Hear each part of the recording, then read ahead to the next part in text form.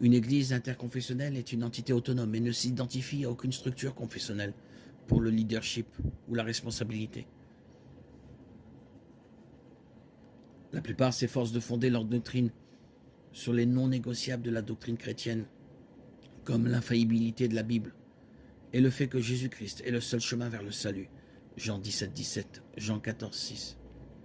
Le but de ce type d'église est d'attirer les personnes qui sont des associations négatives avec les non-confessionnels. Une église interconfessionnelle désire briser les murs confessionnels dans un effort pour atteindre les perdus et les errants qui ne fréquenteront peut-être jamais une église portant un nom confessionnel. L'une des forces d'une église interconfessionnelle est qu'elle est libre de suivre la direction du Saint-Esprit sans être contrainte par des organes directeurs qui ne tiennent pas forcément compte des besoins d'une congrégation locale. Une église interconfessionnelle peut se concentrer sur les questions centrales de l'Évangile, sans se laisser distraire par des questions mineures qui causent division et conflit. Elle permet des interprétations et des traditions variées qui ne portent pas atteinte à la mission centrale de glorifier Dieu et d'atteindre les gens. Matthieu 28, 19.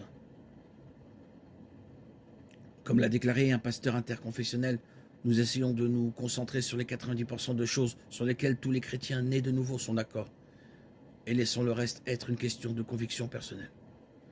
Il est important de se rappeler que le corps du Christ est interconfessionnel. Nous pouvons choisir des étiquettes pour nous-mêmes et pour les autres, et de telles étiquettes ont leur place. Mais Jésus n'a jamais attribué d'étiquette confessionnelle. Il a dit « Tous ceux que le Père me donne viendront à moi, et celui qui vient à moi, je ne le repousserai pas. » Jean 6, 37. Le corps du Christ est composé de tous ceux qui invoquent le nom du Seigneur. Acte 2, 21. Et l'évangile du salut par la grâce au moyen de la foi unit les croyants malgré nos différences. Le ciel sera jamais interconfessionnel car toute nation, tribu et langue adorera le même Seigneur en harmonie pour toujours. Apocalypse 5, 9.